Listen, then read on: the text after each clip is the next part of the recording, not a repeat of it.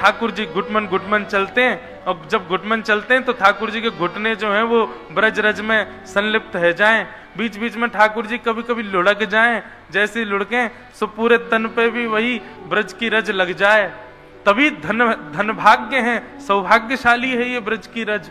या को इतनो सुख मिलो है जितनो सुख दुनिया में कोई को नहीं मिलो, ब्रह्मांड में कोई को नहीं मिलो, वो सुख वृंदावन की रज को प्राप्त भयो है। जैसे ही मैया ने देखी लाला अब घुटमुन घुटमुन चले, मैया ने ले जा करके लाला के पामन में सुंदर सुंदर पाजेब पहना दें। बंधुओं, एक चीज हमने अनुभव करी, हमारे ठाकुर जी को, वृंदावन बिहारी लाल को स्वर करने वाले आभूषण बहुत प्रिय हैं। समझ में आई बात? जिन आभूषणन से स्वर निकले, जैसे पाजेब है गई, हाथ के कड़ूला भी ठाकुर जी ऐसे नहीं पहने, मोटे मोटे पहने, उनमें भी भीतर कोई ना कोई स्वर निकलता रहवे। कंठ में भी ऐसी माला पहनेंगे, उनसे भी स्वर निकलते ही रहवे। जैसे गैयान के गरे में छोटी छोटी घंटियों में ना, उनसे स्वर निकले, ऐसे ठाकुर जी के भी हाथन के कड़ूला हो, पामन की पाजेब हो, कौंधनी हो, गरे के हार हो, सबसे स्वर प्रकट होवे। सो ठाकुर जी यही मारे बांके बिहारी। बांके बिहारी मतलब को मतलब कहा है? टेढ़े मेढ़े बिहारी नहीं, ये नाचते ही रहे, ये मटकते ही रहे, स्वर निकालते ही रहे, अपने अंग अंग से स्वर निकाले, ये हमारे बांके बिहारी हैं। कमर को स्वर टेढ़ो है कि निकले सो बात से स्वर निकाल दें। मुकुट में भी थोड़े बहुत घुंघरू कचू लगाई ले, में यही मारे टेढ़ो मेढ़ो स्वर भी करते चले, तो जाते स्वर निकलते ही रहे। ठाकुर जी को स्वरजन्य श्रृंगार बहुत प्रिय है। मैया ने लाल जी के चरणन में सुंदर पाजेब पहनाई है। आहा, अब ठाकुर जी जैसे ही घुटमन घुटमन चले, छुम छुम छुम छुम आवाज हो गए, और वाह, आवाज को सुनकर के स्वयं ठाकुर जी रुक जाएं, पीछे मुड़ करके देखें, यशोदा मैया मुस्कुरा जाए, लाला अपने ही पामन की आवाज सुनकर के स्वयं ही चकित है रो कि ये स्वर कहां से आ रहा है। ऐसे घुटमन चलते हैं, छुम छुम आवाज करते हैं, सब गोपियां और यशोदा मैया सुनकर के बड़ी आनंदित होती हैं। ठाकुर जी धीरे धीरे नेक और बड़े है रहे हैं। अब लाल जी 1 वर्ष के है गए, 1 वर्ष को लाला है गयो, लेकिन अभी तक नामकरण संस्कार ना भय और ठाकुर जी को।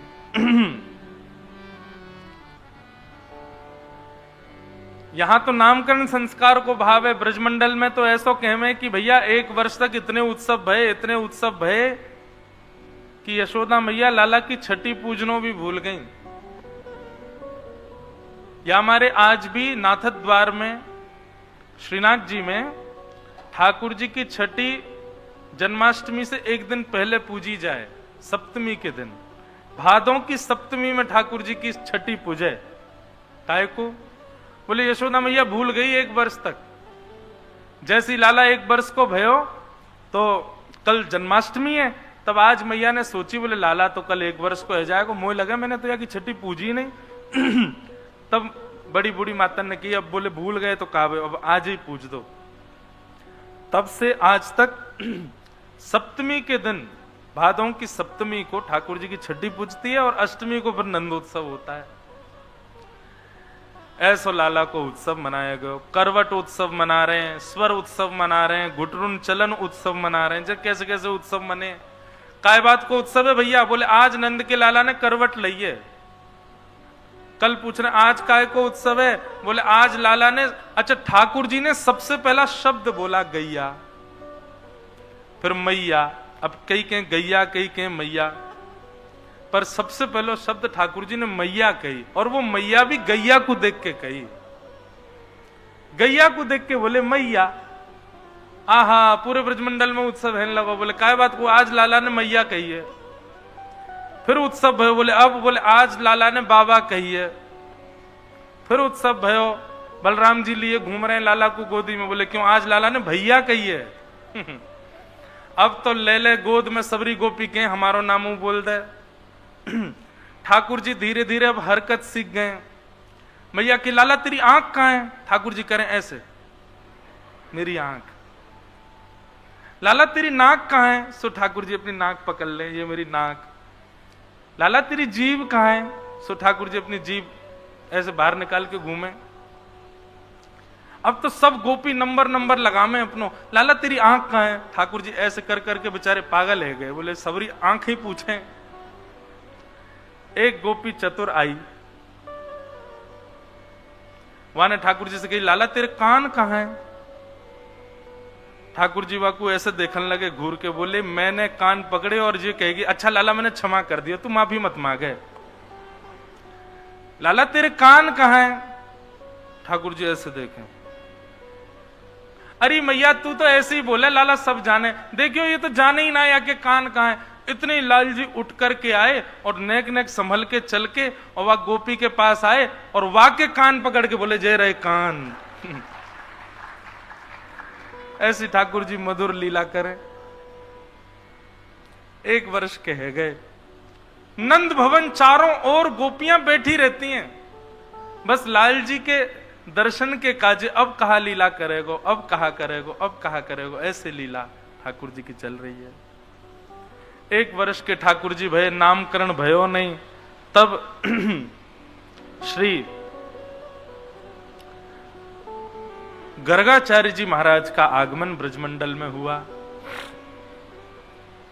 गर्गाचार्य जी महाराज से नंद बाबा ने निवेदन किया, बोले वैसे तो हमारे कुल पुरोहित सांडिल्य मुनि हैं, पर हम आपसे प्रार्थना करें आप लाला को नामकरण कर दो।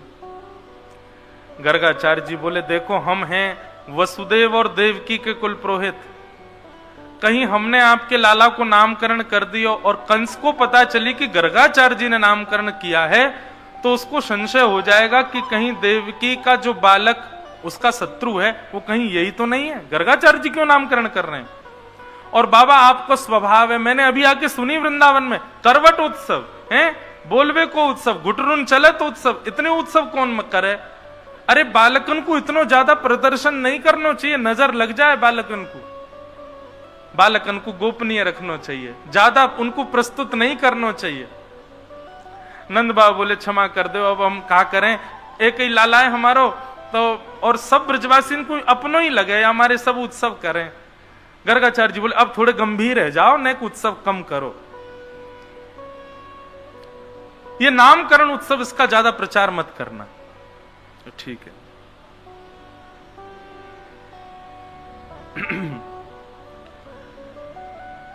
गर्गाचार्य जी महाराज नामकरण करने के लिए पधारे। देव यशोदा मैया अपनी गोद में बलराम जी को लेकर के बैठी हैं और रोहिणी मैया अपनी गोद में श्री कृष्ण को लेकर के बैठी हैं, गर्गाचार्य जी की परीक्षा करने के लिए कि इनको कुछ पता है कि नहीं। देखें श्री गर्गाचार्य जी ने जैसे ही सबसे पहले बड़ी मैया यशोदा जी की गोद में बैठे हुए बालक को देखा, देखते ही बोले अयम ही रोहिणी पुत्रो रमयन सुहृदो गुणैः आख्यास्यते राम इति बलाधिक्यात् बलम विदु।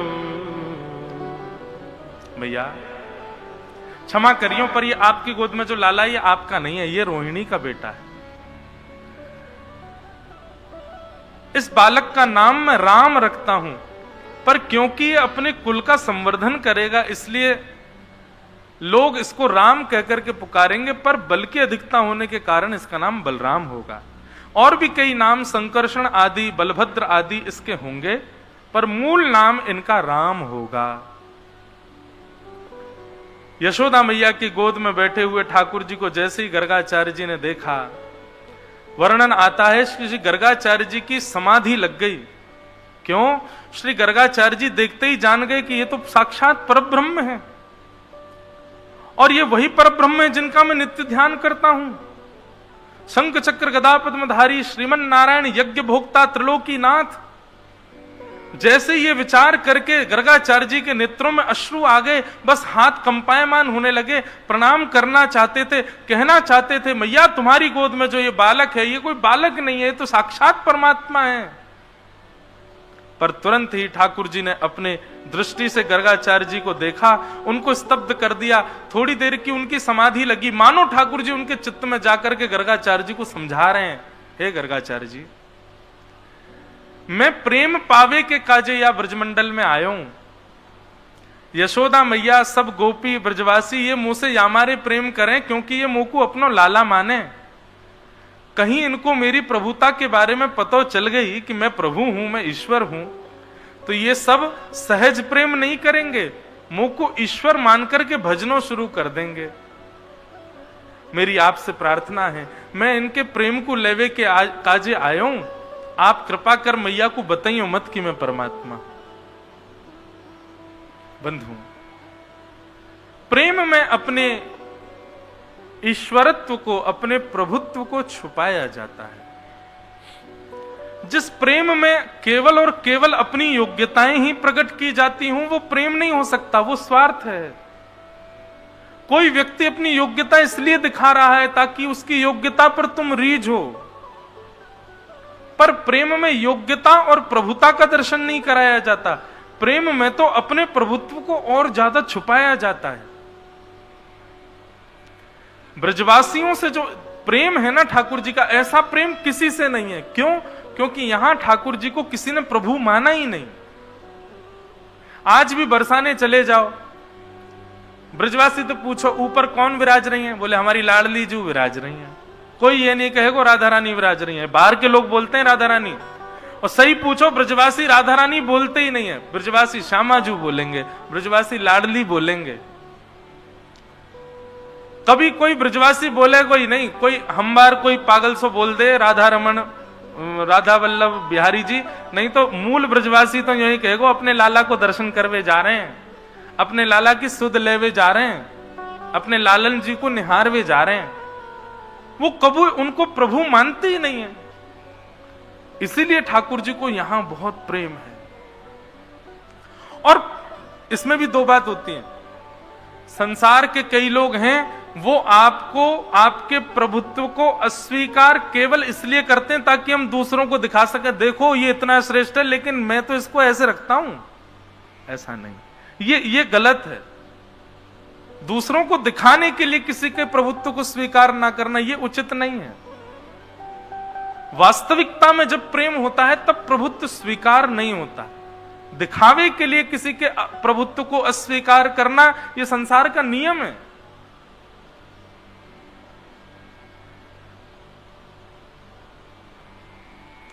ठाकुर जी अपने प्रभुत्व को स्वीकार नहीं करते ब्रजवासियों के आगे, और गर्गाचार्य जी से मना कर रहे हैं कि आपसे मेरी प्रार्थना है। पर ब्रह्म हाथ जोड़ के कह रहे हैं कि मैया को मत बताइयो मैं लाला हूं, नहीं तो अबे तो मुझको माखन खवावे, अपनी गोद में सुलावे, अपने संग में लेके जावे, और या को पतो चल गई मैं भगवान हूं तो मैं पुजारी को दियावेगी गोकुल में, और मां जाके यूं कहेगी भगवान है भैया जाए मंदिर में रखो, दिन रात या की आरती पूजा करो, सेवा करो। मैं तो प्रेम पावे आया हूं, मैया को मत बताइए। इसलिए श्री गर्गाचार्य जी महाराज समाधिस्थ हो गए, और समाधि जब टूटी तो प्रणाम करते हुए बोले मैया आपकी गोद में जो ये बालक बैठा है ना, ये नारायण समो गुणी है, ये नारायण के समान गुण वाला है। अगर कभी ये कोई ईश्वरत्व कार्य करे तो आप संशय मत करना। बोले या को नाम तो धरो, या को नाम कहा है? गर्गाचार्य जी बोले बहुनि संति नामानि रूपाणी च गुणस्यते। मैया आपके अलाला के बहुत सारे नाम होंगे। यशोदा मैया बोली बाबा तेरे पाम पूजूं, बहुत सारे नाम मत धरे। एक मुंह को कोई नाम बताए थे जाके मैं अपने लाला बुलाए करूं, या कि बहुत सारे नाम होंगे। गर्गाचार्य जी तो बता रहे इस पे तो इसके नामों की तो सहस्त्रावली होगी मैया, गोपाल सहस्रनाम, विष्णु सहस्रनाम। बोले तेरे पाम पूजू बाबा, मुंह को एक नाम बता, मेरे लाला को कहा नाम। तब गर्गाचार्य जी कहते हैं आसन वर्णास्त्रयो ह्यस्य गुह्यतो नुयुगम तनु शुक्ले रक्तस्तथा पीत इदानीं कृष्णताम गतः। मैया आपका ये लाला पहले भी जन्म ले चुका है, और इसके पूर्व के अवतारों में अलग अलग वर्ण था, कभी श्वेत वर्ण था, कभी रक्त वर्ण था, कभी पीत वर्ण था। इस बार ये कृष्ण वर्ण का है, इसलिए मैं इसका नाम कृष्ण रखता हूं। इदानीम कृष्णताम गतः। मैंने बताया ना, कर्षतीत कृष्ण, जो सबका आकर्षण करता हो वो कृष्ण है। कृष्ण शब्द का दूसरा अर्थ होता है काला। काला नहीं, थोड़ा गहरा रंग हो। अच्छा, गहरे रंग की खासियत होती है दूर से देखो तो काला ही दिखेगा, लेकिन समीप जाओ तो जैसे जैसे समीप जाओ, अब गहरा हरा रंग हो दूर से देखो तो काला दिखेगा, गहरा नीला रंग हो दूर से देखो काला दिखेगा। अगर आपको बिहारी जी काले दिख रहे हैं, राधा रमन जी काले दिखते हैं, राधा वल्लभ जी काले दिखते हैं, तो या को मतलब है दृष्टि अभी दूर है, भक्ति में अभी आपके में दूरी है। यही मारे आपको ठाकुर जी काले दिख रहे हैं, वो काले नहीं है। तो बोले उनको वर्ण कौन सा है? बोले कृष्ण वर्ण है। बोले वो कैसो है? बोले वो तो तभी दिखेगा जब दृष्टि कार्य ते नेक और भक्ति बढ़ेगी, तब कार्य ते ठाकुर जी कछु अलग दिखेंगे, तब पता चलेगी वास्तविक रंग कौन सा है इनको। ये भी एक सूत्र है कि जब तक श्याम सुंदर काले दिख रहे हैं तब तक समझो कि अभी भक्ति सूक्ष्म ही है, वो काले नहीं है, वो कृष्ण है। और कृष्ण वर्ण ना ही सांवला होता है, ना ही काला होता है, ना ही नीला होता है, ये कुछ अलग ही होता है, कुछ विलग ही होता है। कैसा वर्ण है जिसको देखते ही आकर्षण हो जाता है।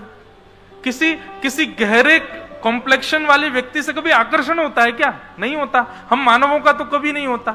श्री कृष्ण से कैसे हो सकता है? क्योंकि उनका वर्ण काला नहीं है, कृष्ण वर्ण है। और वो कृष्ण वर्ण कैसा है, उसी के लिए तो प्रयास कर रहे हैं कि वो दिखे, वो है कैसा। भगवान का नाम कृष्ण रखा गया। अब तो जैसे ही ठाकुर जी को नामकरण है गयो, लाल जी नेकोर बड़े हैं लगे। अब तो जैसे जैसे नेकोर भय, ठाकुर जी चलनो भी सीख रहे हैं, दहली पार करनो भी सीख रहे हैं। बड़ी लीलाएं ठाकुर जी की, इतनी सारी लीलाएं हैं, कभी मन करे कितनों विस्तार से कहें ठाकुर जी की वृंदावन ब्रज लीला को। लेकिन श्री सुखदेव जी महाराज अब वर्णन करते हैं कि ठाकुर जी 3.5 वर्ष के हो गए, और जैसे ही लाल जी 3.5 वर्ष के भय हैं, ठाकुर जी इतनो उधम मचामे, इतनो उधम मचामे, जाकी कोई सीमा नहीं।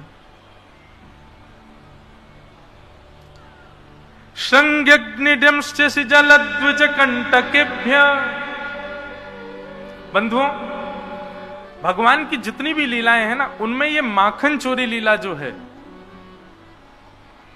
ये बड़ी मधुर लीला है। ठाकुर जी माखन चोरी क्यों करते हैं, ये मैं पहले लीला सुनाऊंगा, फिर उसके बाद उसका मूल भाव बताएंगे। ठाकुर जी श्रृंगी गैयाओं के सींगों से लटक जाते हैं, और तब तक लटके रहे जब तक गैया खड़ी ना हो जाए, और जैसे ही गैया खड़ी हो जाए सोई ठाकुर जी को झूला बन जाए, लटक गए वहीं पर। अब गैया जहां दौड़ रही है, ठाकुर जी लटके लटके डोल लें, ठाकुर जी को झूला। लेकिन गैया के सींग में कभी कभी नंद बाबा घी को लेप लगा दें, लेकिन ठाकुर जी को तो नहीं है। मैं रोज सवेरे आंखन ने मीटते हुए सीधे गैया के सींग ही पकड़े। वह गैया तो कह रहे मानो मुंह को झुला के लाभ, वहां पे झूलते हुए ठाकुर जी जामे। लेकिन आज गैयान के सींग में घी लगो, ठाकुर जी ने जाके जैसी पकड़े, गैया खड़ी भाई नेक दूर चली होगी, सोई ठाकुर जी के हाथ रिपटन लगे। ठाकुर जी चिल्ला, मैया बचाइयो, बाबा बचाइयो, देख तेरी गैया मुंह को मार रही है। ठाकुर जी के हाथ जैसे सरकन लगे, गैया ने तिरछी नजर से देखी, बोले लाला गिरवे वारो है। तो गैया के मन में 2 भाव आए, बोले कहीं निष्ठुर जमीन पर गिर दिए तो लग जाएगी, और दूसरा भाव आयो ये बड़ो उधम मचा में, आज इनको उन्हें मचा चकाए दूं मैं। सो गोबर के ढेर में जाके गैया खड़ी है गई। ठाकुर जी बोले अरे अरे यहाँ पे खड़ी है गई, मैं गोबर में धस जाऊंगा। ठाकुर जी गैया से बात कर रहे हैं, गैया भी जोर जोर से अपने सिर हिला रही है, जल्दी गिरो मेरे गोबर में नहा ले। आज रोज सवेरे मैया जल में स्नान कराए, आज मेरे गोबर में नहाओ। और जैसी गैया ने सींग हिलाए, सोई ठाकुर जी को हाथ रिपट गयो, और गले गले तक गोबर में जाके ठाकुर जी गिर गए।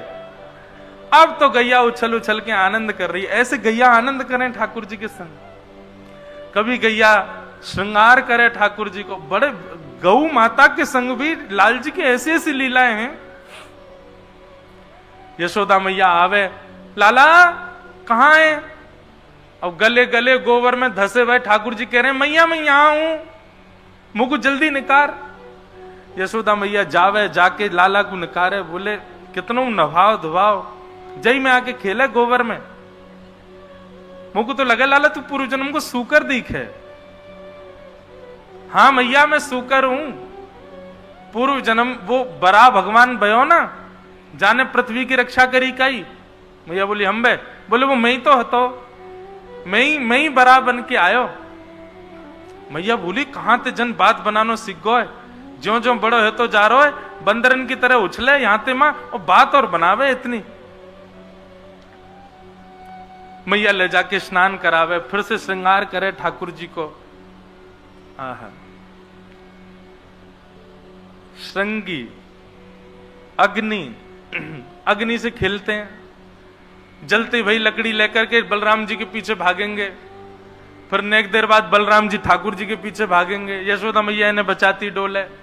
श्रृंगी अग्नि द्यमष्टि, ठाकुर, ये इतनी बढ़िया लीला लगती है मुझे। ठाकुर जी सवेरे उठ के रोने लगे। मैया बोली लाला काय बात को रो रहा है? बोले मैया मेरे संग बहुत बड़ा अत्याचार है गए हो। मैया बोली कहां अत्याचार है गए हो तेरे संग?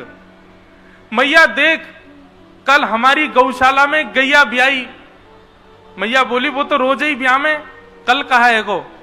बोले अरे मैया वो गैया ब्याह। अच्छा एक नाना जी हमारे एक बात कहते, बोले नंद भवन में नित्य 1 वर्ष तक तो नंदोत्सव मने, और 3 वर्ष के जब लाला है गए वाके बाद 11 वर्ष तक ठाकुर जी ने फिर नंदोत्सव मनाए। ये नंदोत्सव काय के मनाए?